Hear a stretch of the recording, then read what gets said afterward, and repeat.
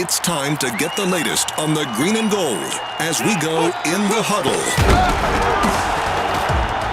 In the Huddle on the Woodward Radio Network. Now, here's Bill Scott.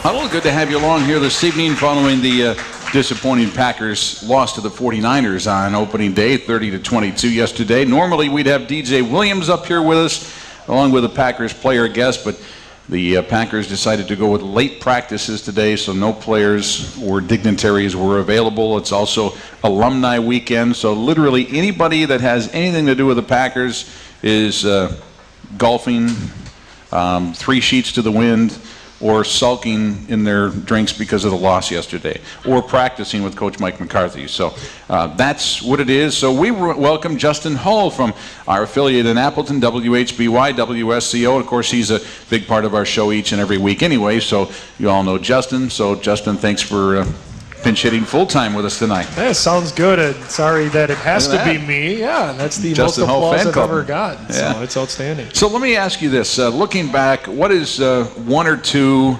main things that you took from yesterday's game that kind of just glaringly stand out? The first thing is undisciplined. It's something that we haven't seen for a while from Mike McCarthy's Green Bay Packers, and I really thought in that first half a lot of the flags, and I'm sure we're going to talk about the refs a little bit later on, but that's a convenient excuse. I thought Green Bay brought a lot of it on themselves. They were doing things that you didn't see this team do in a while. I thought they were really just undisciplined, I think is the best way to put it. That was number one. And, you know, number two, sticking kind of offensively as well, was the rhythm. It just seemed off. You know, it seemed like they wanted the big strike when San Francisco was giving them 4 or 5 yard passes, you know, right in the linebackers, Randall Cobb, how they used him. And then they dink and dink and dink, and then all of a sudden try to go for the big play, and the next thing you know, drive was over, they had to give the ball back. So I thought the continuity on offense was off, and they were pretty undisciplined yesterday. Yeah, I would agree. I agree with you that the 49ers were giving them stuff underneath. They did not want to give up the long ball, so they were taking that away from the Packers, you know, pretty much all day long yesterday. And I thought in the second half the Packers recognized it and got a little better at it, but by that time they were behind. They were in catch-up mode. Everything was kind of going against them. I thought that they also, I agree, the undisciplined. I thought they let the officiating affect their mind. They were doing more time. They were spending more time complaining about the officials instead of just playing the game. I thought, well, Jim Harbaugh on the far side of the field was doing a lot of complaining. I thought his players handled the calls a lot better than the Packer players did. You know, I saw McCarthy, too, a couple of times. They showed him he looked frustrated on the sideline and was trying to figure out, was he frustrated with the call or was he frustrated with what his players were doing? But they talk about players taking on the identity of their coach, and I think you hit it right on the head with what you said there with Harbaugh, and yes, he was into it, but his players allowed him to handle it, where I think the Packers brought it upon themselves. And, you know, they were frustrated. B.J. Raji, after the game, he used the word frustrated.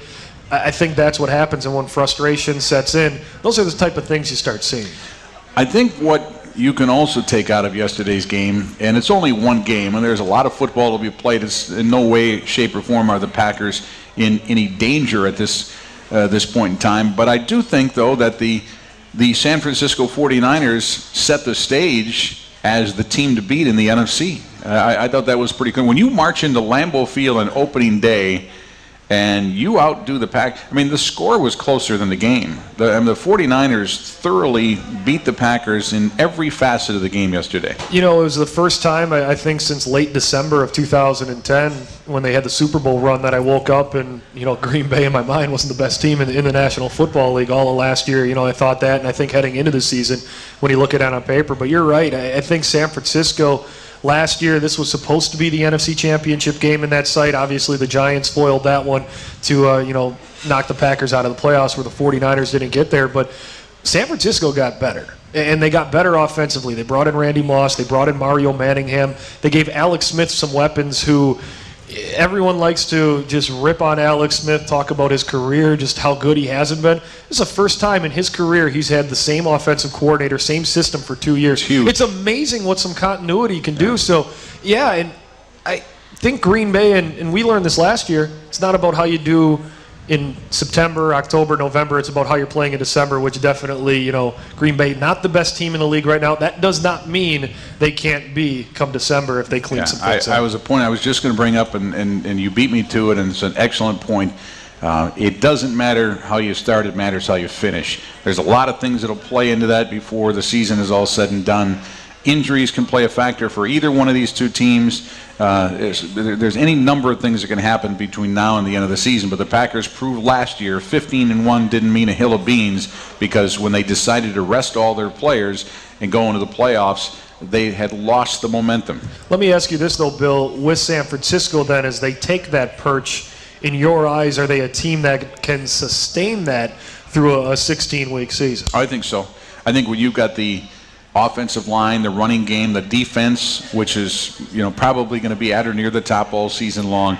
They can sustain it, but the Packers sustained it for 16 weeks last year too, and then did not have it going for them when they were entering the playoff picture as well. So you can sustain a lot of things for 16 weeks, but it's still what pace are you going to hit the playoffs at, and I think that's important. And how about this idea too? Come January, could this loss benefit Green Bay?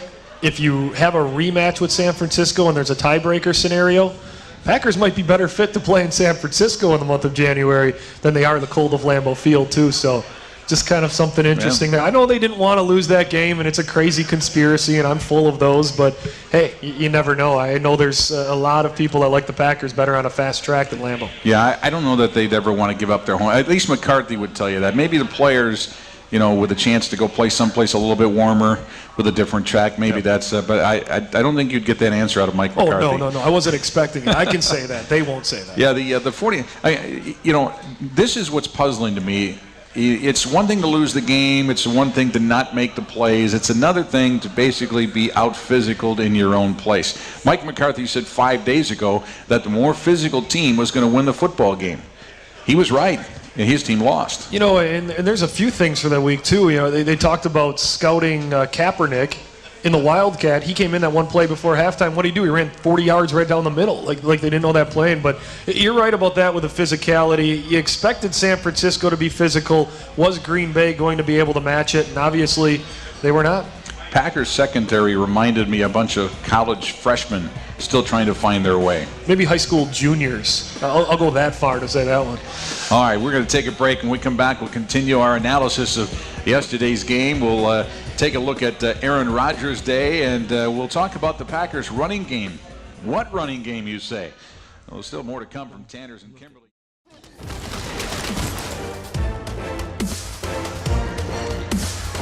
And we're back at Tanner's Sports Bar and Grill in Kimberly. Good to have you along. Our transportation for our guests when we have them. Brought to you all season by L&S Classic Limousine. Personal professional service for all occasions. Call 730-8297. That's 920-730-8297 for your reservation. Back with Justin Hull from WHBY and WSCO Radio here in Appleton as we continue in the huddle. Eric Walden officially back after his 1 week suspension. The Packers had until tomorrow afternoon to make the roster move, but they made it today. Brandon Ross was released by the Packers today in favor of Eric Walden. Jarrett Bush. I don't want to sound mean, but the guy played awful yesterday. And I don't get it, because for 4 years, Justin, every time he appeared in the backfield in dime coverage or nickel coverage or whatever opportunity he had through injuries, you just knew. I mean, you cringed every time they went that direction with the football. And all of a sudden you come into the season and they're saying that Jarrett Bush is now ready to assume the opportunity to start for the Green Bay Packers to compete for that job. He wins it. And based on yesterday's performance, if Jarrett Bush is the best they have to throw out there, they're in a little bit of trouble. I wonder how much he actually won it. I mean, obviously, Devon House, the injury really hurt them as he was, going to be in that spot. I think we saw that from the onset of camp. But it may be in a week or two as well. It could be the case. But I looked at guys like Casey Hayward, the rookie out of Vanderbilt, as well as Sam Shields, trying to work his way into the spot. I just wonder if Bush was the smartest of the guys, and they figured that his intelligence was going to pay off more than the ability of a Hayward or a Shields, and they went that direction in the early week to see what happened. Obviously, that did not work out for them, so will a change be made this week? I would assume so, but, with the Packers, you never know, because sometimes they can be sticking with their guys, maybe a little stubborn to do a move like that. When you wholesale change defensive positions like they did at outside linebacker, like they did in the defensive backfield, you're sometimes going to take a few lumps before you get better. And I think the thought process is that this will be a better defensive team in the second half of the season than it will in the first half season. But what you saw out there yesterday, there were still tackling issues. There were some problems that we saw last year. There were penalties. There was an inability to stop the run. 5.8 yards per carry for the 49ers on average yesterday. Are those still a major concern for you? They have to be a major concern. There were two, I guess you can call them semi-positives. One semi-positive, one real big positive I think you saw from the defense, which makes you believe that they can get better. Number one was pressuring the quarterback. That was something last year that they were terrible at, that they needed to do better. Clay Matthews, 2.5 sacks. Charles Woodson got a sack and a half. They got a little bit creative there. I thought they had solid pressure on Alex Smith a majority of the game, so that was an advancement. And B.J. Raji mentioned this after the game last night, and he said that the runs where they were killing them were on the outside. Where Green Bay has been suspect in the run defense has been between the tackles the last couple of seasons. I thought Raji and Pickett did a nice job of chasing everything outside. There were a few times that Matthews and Perry got outside, blew up the running play, but then the inability to tackle set in. A few broken tackles, and Gore and Kendall Hunter were on their way, 8-10 yards down the field. So I think they moved everything to the outside like they wanted to. They just couldn't finish, like you mentioned. They just could not tackle. I'm going to change the approach. I don't quite come to, the same conventional wisdom on the pass rush as you do. They still, yes, it was better yesterday. They did sack the quarterback 4 times, so the final result was better. But they pretty much have to blitz to do it. When you blitz to do it, if you don't get home, things are pretty open. I thought Alex Smith had a huge day. One of the things that, and I'll still go back to the run, when you give up 5.8, you're giving up 4, 5, 6 yards on first down. I thought second down was too easy of a down for the 49ers yesterday. And if the Packers defensively don't shore that up, they're going to give up a lot of yards and a lot of points this season. Which is funny you bring that up, because you go to the stat sheet, San Francisco was 2 of 9 in third downs. If you're holding a team to 22% on third downs, normally you're in a position where you're going to win the game. But it was that first and second down, that manageable down and distance, and having it in your favor. And when you're 5.8 yards a carry, if you put the ball in the belly of your running back, that means what? On average, second down is going to be second and 3.2. I mean, you got a better shot of getting that, converting the first down, than you do at a 2nd and 8 and a 2nd and 9. A lot of the same situations Green Bay was seeing on the other side. Thought one of the few bright spots for the Packers yesterday was Randall Cobb, and it got to the point where the Packers couldn't run the ball. Cedric Benson, 9 carries, 18 yards. They had to come up with some other way to get some production from that area. So instead of banging their head against the wall and trying to continue to run the ball, they lined up Cobb in the backfield and then threw the little short dump stuff to him. 9 catches, 77 yards. He also took a punt back that, I think we all agree shouldn't have counted, but it did count, 75 yards for a touchdown. It's going to be interesting if they keep that up, because when you put Cobb in the backfield, you still know as a defense they're going to throw the football. There's no threat of the fact that they're going to run, and I think eventually that may come back to haunt them. But if Cedric Benson or John Kuhn is in the backfield, I don't think there's a threat they're going to run anyway, because it's the Green Bay Packers and they have no run game. And I think the run game will get better, though. I agree with what you're saying there. Maybe they have that worked up. It's a completely different offense, but you go back to the Wildcat, And the first time the Miami Dolphins ran it was that two-man option.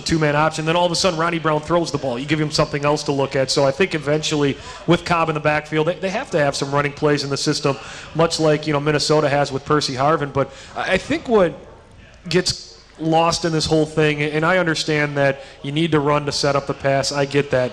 Green Bay was getting 4, 5, 6 yards on those short passes. And they just went away from it. It was almost like they forced the ball into Cedric Benson's stomach the second half. And I thought each of the 3 times that he touched it in the second half where he got 1 or 2 yards, you put your offense in a position where you weren't going to succeed. You're not going to get it anyway. You don't know you're going to get it anyway. And I don't know. I guess that goes back to the whole signing of Cedric Benson and his style of a running back. I think Cobb fits into the backfield a lot better with what they can do to be successful than Benson does. Look at Darren Sproles in New Orleans. That's the kind of scat back type of guy that Green Bay could really use. If you're going to throw the football. If you're going to throw the football. But even Sproles, you can hand it off to him. If they could find a running back like, there's a couple guys, the Doug Martin guy, who Tampa Bay got, Michael James type. If you can find, they're so far and few between, though, that's the big issue like that. But I think that would be the running back that's going to have the most success in Green Bay's backfield that they'd be able to use and actually fool defenses instead of throwing Cedric Benson out there and trying to let his pass intimidate you. Is that player going to get 1,000 yards rushing? I don't think any player is going to get 1,000 yards rushing in this offense. Ryan Grant did in this offense. It's the same offense. But this offense has gone away from the run more than was Ryan Grant. You go back to when Grant, 2007, when he had his, or 2008, when he had his 1,000-yard season, Aaron Rodgers wasn't tossing the ball 75% of the time. They built up more weapons on the outside where that passing number has gone up and that rushing number has gone down to where it was when Ryan Grant's rushing for 1,000 yards. A 800-yard season for a Packer running back this year. What did Ryan Grant have last year? Grant had like 400. What did they have a combo in the backfield last year? Between him and Starks, it was about 800-900. Okay, they've got to get 800 or 900 from a running game. Yeah. They're not going to. They're not going to have a 1,000-yard back. They're not going to do it that well. They can if they, they can if they build a lead and give the ball 15 times in the fourth quarter. The difference between 800 and 900 and 1,000 is not that much. I mean, they need to be able to run the football. They're not going to win a Super Bowl if they keep throwing the ball 75 times a game. They did a few years ago. I know James Starks had some good runs. Or he had some good yardage numbers. When they won the Super Bowl, they had a 1,000-yard back in their backfield. No, they didn't. Yeah, they did.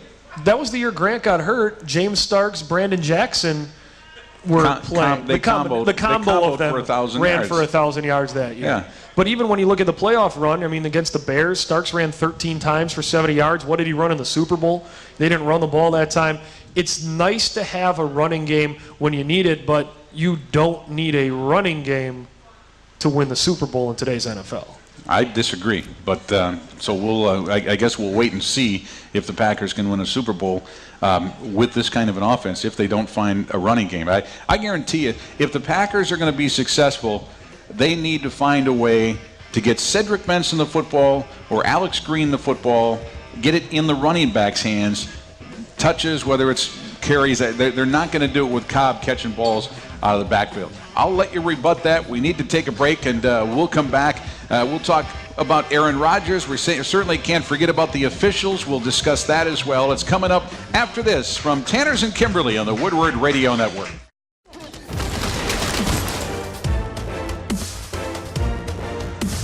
Back at Tanner's Sports Bar in Kimberly as we continue here in the Huddle along with Justin Hull. I'm Bill Scott as we continue our conversation about the importance or lack thereof of running the football. So I made my point.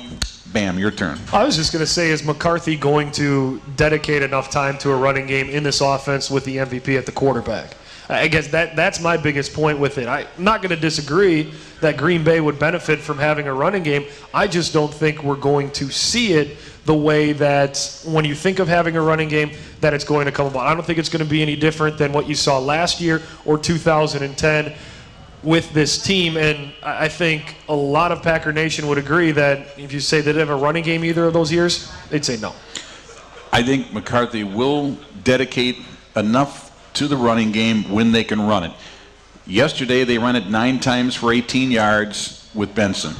I have no problem with them in the second half basically disappearing, having the running game disappear or the threat of a running game disappear, because there's no sense in banging your head against the wall. No. But I do think when you get San Francisco's arguably got the best defense in football. When you get a defense you can run the ball against, McCarthy will try to run the football and establish something.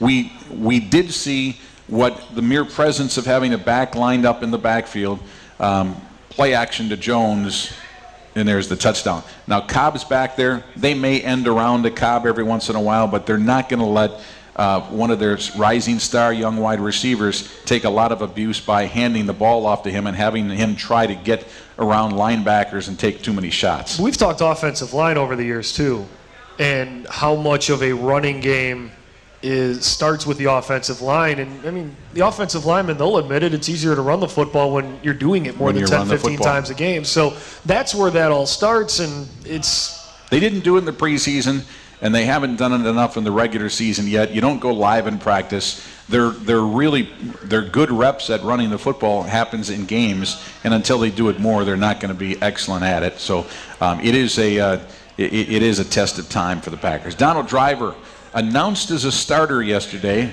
as they're going through the tunnels. Who is it? Starting wide receiver number 80, Donald Driver. Yay, everybody. So it's like he's on the PR parade right now, on the PR bandwagon. The guy goes out and wins Dancing with the Stars. He does. Everybody loves Donald Driver. You announce him as a starting wide receiver. He's your 5th receiver on your active list. He's your 5th guy, but you feel because he's Donald Driver, you have to announce him.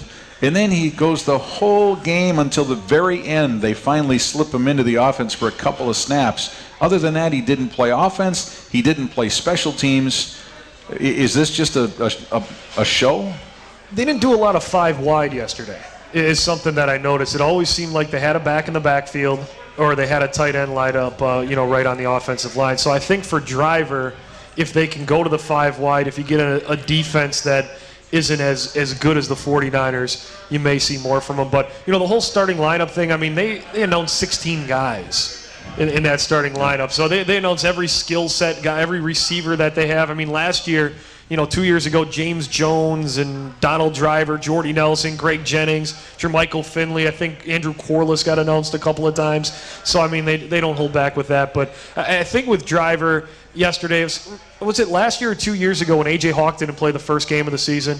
Because they played the entire game in nickel, right. And then everybody made a big to-do about it, and Hawk ended up having one of his best years there. So I think just personnel-wise and what they were trying to do, if they're going to be out there in 5 wide, you're going to see Driver out on the field. Now, how much are they going to do that? Chicago, it's going to be the same thing as San Francisco. They can get to the quarterback. Seattle, the same thing. So we'll see how this continues. He's not better than James Jones. It was proven yesterday that Cobb is a better option than Donald Driver, so he's 5th.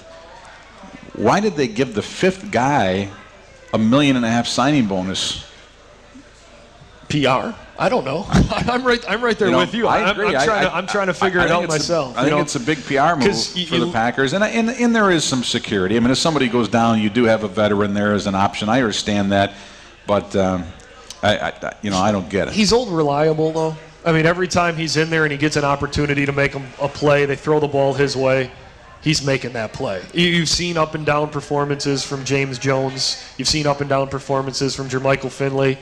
Driver's been steady, so if one of those guys are having an off day, maybe you see Driver going. I'm trying to think of anything I can build. I know this is a short week with a game on Thursday night, but if it doesn't happen this week and he doesn't play a lot Thursday night, trust me, it's coming. The media is going to jump all over the fact that Donald Driver hasn't hardly done anything in the first 2 weeks, hasn't been given an opportunity. The questions to the coaching staff will be coming. They'll try to hook Driver into it, and there'll be this big brouhaha about Donald Driver not getting the opportunity. So just wait, it's coming. And then one week, Driver's going to come out with 10 receptions, 140 yards, and 3 touchdowns. Because the coaching just because staff, of us. because of course, he won't credit us. He won't thank us for it. But yeah, 9 first-half penalties for the Packers, 10 all told.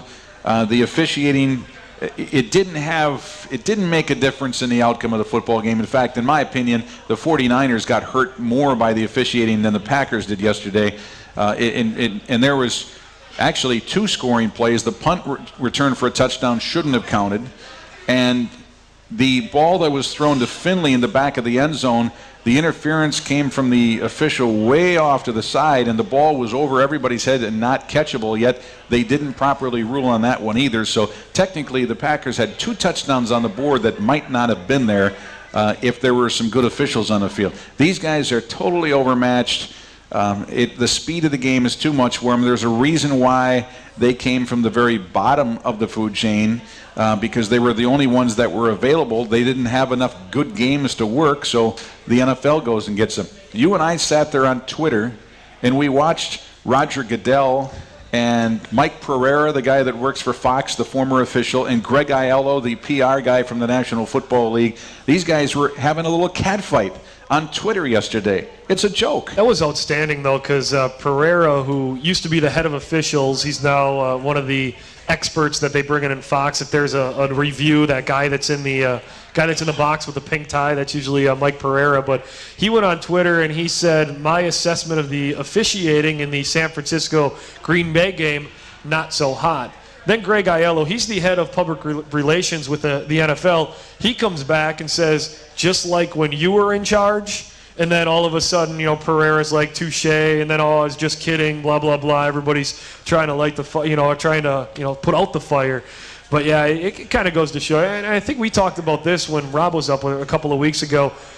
The officiating, it's bad, don't get me wrong, but I think it's going to be perceived as being a little bit – I think the perception is that it was phenomenal with the old guys, and these guys are just so bad. I disagree with that, by the way. We forget that the old officials had made mistakes as well. I think a lot of the mistakes are coming. Every official makes mistakes. But because the replacement officials are bad, they're easier. They're 10 times worse than the real guys. I'll go 5 times worse than the real guys. Then that's quite a bit worse, isn't it? But still, I think that it's going to be an easy escape. I think it's going to be an easy escape for Packer fans. I watched a lot of them on Twitter yesterday. I talked to a few of them that blame the game on the officials, which shouldn't be happening, especially in that situation when a team's losing. But they do. Get to the real point, though. They do need to figure it out. I mean, this is an NFL business that between its owners and its players were arguing over an $8 billion surplus last year that they had to lock out and couldn't get on the stage. $8 billion surplus. The NBA was in a lockout. That's because the owners had no money and the players wanted all of the money. That makes sense. When both sides, the rich, are arguing with the rich about who's getting richer, you see how big that product is out there, and it's unbelievable that the NFL just can't suck it up, give in to the referees because they need them, because this is going to be the same story week in and week out this year, and it's just going to fire people up, and it's going to look bad on their product. I think both sides need to give here, but the problem is that the National Football League, based on the product that's been on the field now, is looking so bad that the real officials out there are realizing they've got a pretty good case, and they don't have to give as much anymore because they're needed more.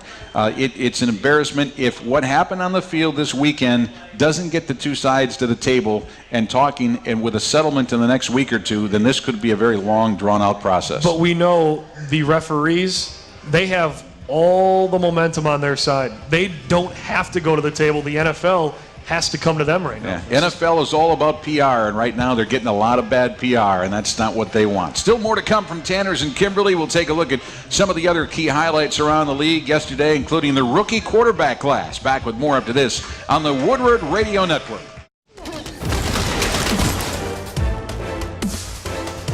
In the Huddle continues from Tanner's Sports Bar and Grill in Kimberly. Good to have you along with Justin Hall from our Appleton affiliate WHBY and WSCO. He's also a normal part of our In the Huddle program each and every Monday night, including our Granite Peak Ski Area email segment, which in a normal week, had we had players here, that would be coming up right now.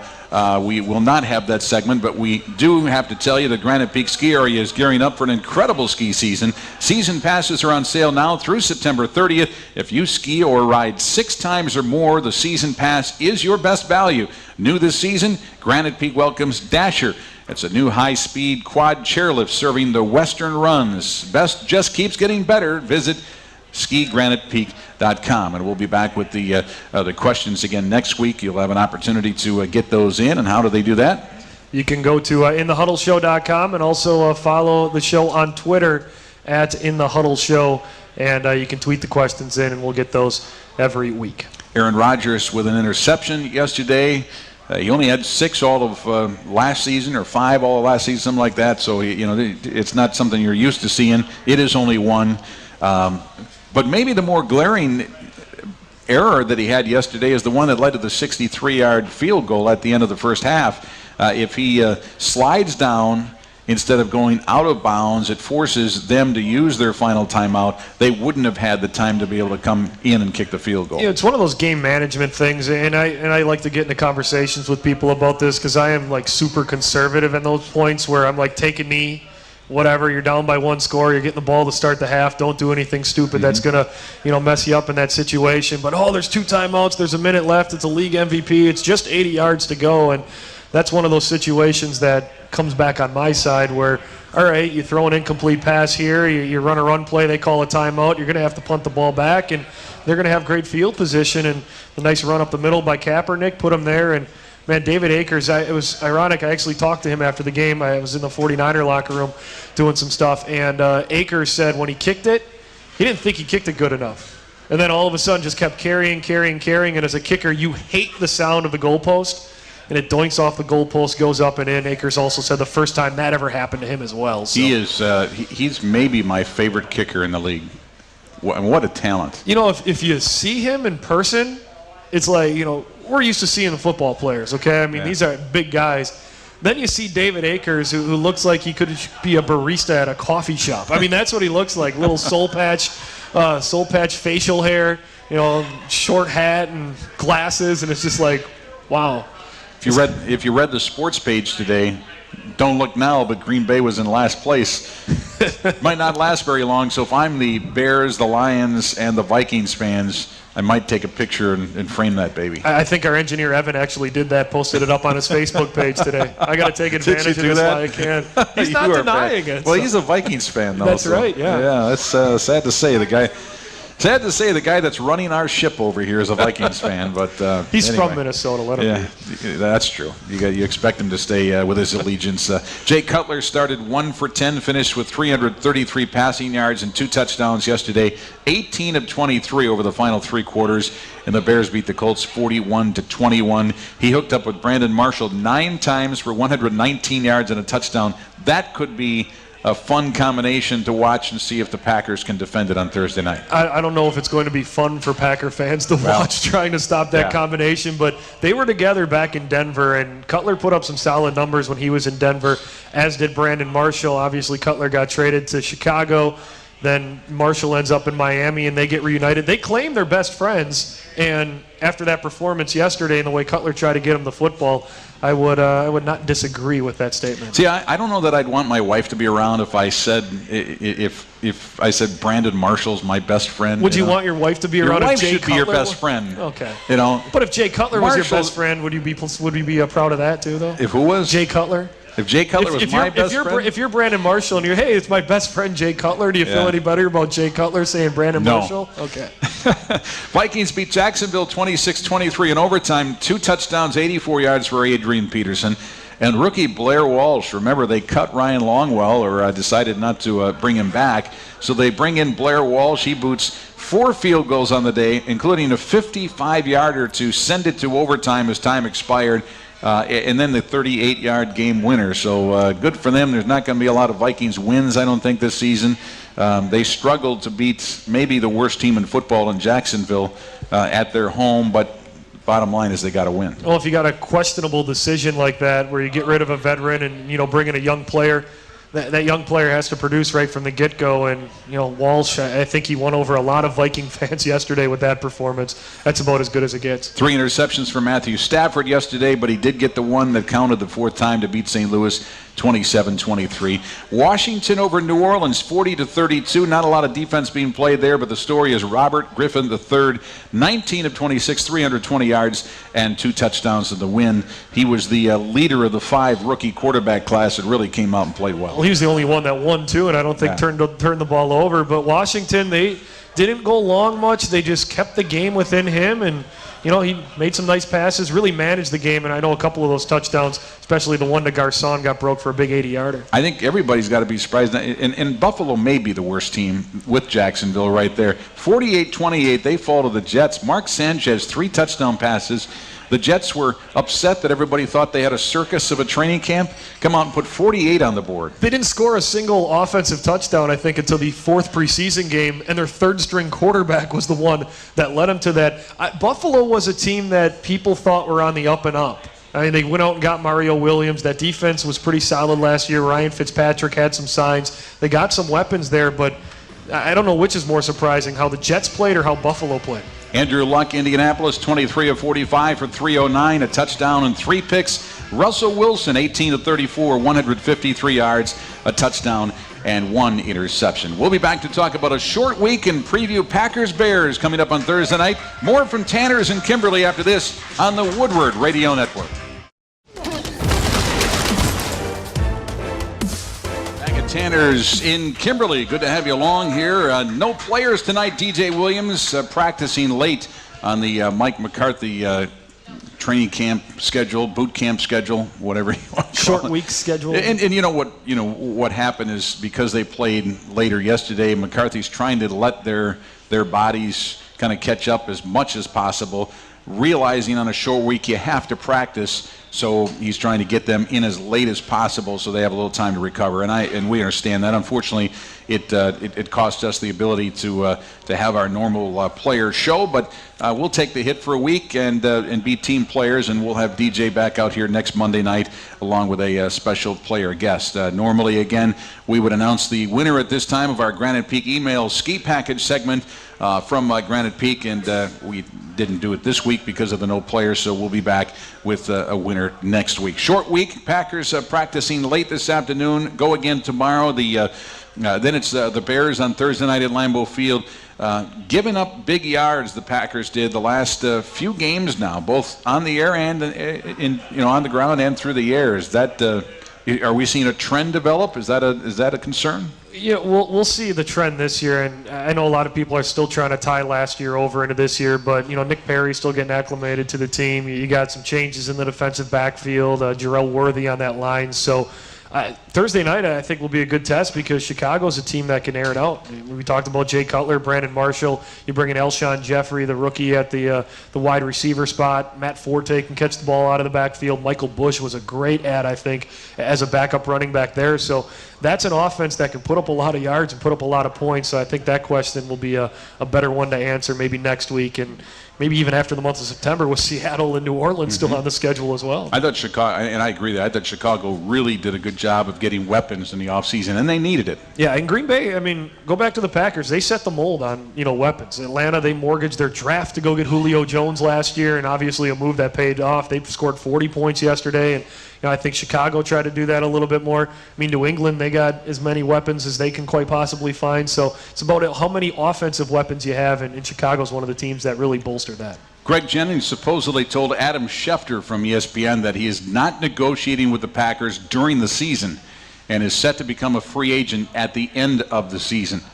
Now, I always think that's bogus because if the Packers say, Greg, we're going to give you what you want, or we're going to get closer into the ballpark and what you want, they're going to talk. He's not going to leave it to the offseason if they all of a sudden get into the ballpark. But your thoughts on that? When he says negotiating, does he mean this is the offer he wants, and there's no negotiating if they come with that? But I'm not surprised. I'll go back to last year, and the idea popped up in my head, and I think a few people thought I was crazy when I said, are they preparing maybe when they brought re-signed Jordy Nelson, brought back James Jones for quite possibly letting Greg Jennings go to free agency? And I think the picture becomes a little bit more clear now that they got a lot of guys that are coming up. B.J. Raji, Clay Matthews, Aaron Rodgers, those are the big three that everybody talked about. Is there going to be enough money to go around? But, we'll find out. Is Greg Jennings as good of a wide receiver as he is, or is he good in the system with the weapons around him? That's the question that Green Bay needs to answer, and they need to answer it right because how productive Jennings has been, it's going to be tough to make up for those numbers if he does well. Yeah, I would agree, and I think that's an excellent question. I think that's a great point. Now, one thing that the Packers do have is the franchise tag, or the threat of the franchise tag. Nobody really wants to go down that road because you always have a disgruntled employee. Jennings wants, obviously, a contract with a signing bonus attached to it. One thing that the franchise tag brings is a one-year deal without any kind of a bonus or any kind of long-term security from a security standpoint. I'm not sure what the average of the top 5 players at that position in the league is. I'm sure it's a lot of money. Yeah, what did Finley get? Like about $9 million a year. I think the receiver number was closer to 10 or 11. So I mean, it'd just be a one-year, $11 million deal. Obviously, that's a lot of money. But if you're Greg Jennings, you earn long-term security. You earn a multiple-year contract. So you want to go out there and chase the money when you can. I can't sit here and blame them because I think everyone, if they looked themselves in the mirror and had that question asked themselves, they would chase the money. I would like the Packers better on Sunday if after such a loss to the 49ers, if they had a full week to correct mistakes, look at the film, really work on the things that went wrong. They don't have that time. They're going to do a minor film review today, make some minor corrections, and then move right into the Chicago Bears. So that being said, is there any kind of a scenario you can see the Bears marching into Lambeau Field and knocking off the Packers? Of course. I mean, it's the NFL. I mean, I think you could see that at any time. I just want to add one thing, too. I think the Bears are the right opponent to have in a week like this because of the familiarity. Right. I think that's going to benefit them, too. But Chicago can pass the football. We talked about it. They put up the yards. They can put up the points. Green Bay, they have been flat. We haven't seen this potent Green Bay offense that we got used to seeing when they ran 15-1 in the regular season last year. So are there scenarios? Yeah, the Bears always play the Packers tough at Lambeau as well. They better figure their secondary out. There's no question about that, because if they don't, the Bears will hit them, and there's going to be a lot of yards and a lot of points scored in that game. Tempo, offense. It's the tempo is something that Mike McCarthy talks often about. I didn't see it yesterday.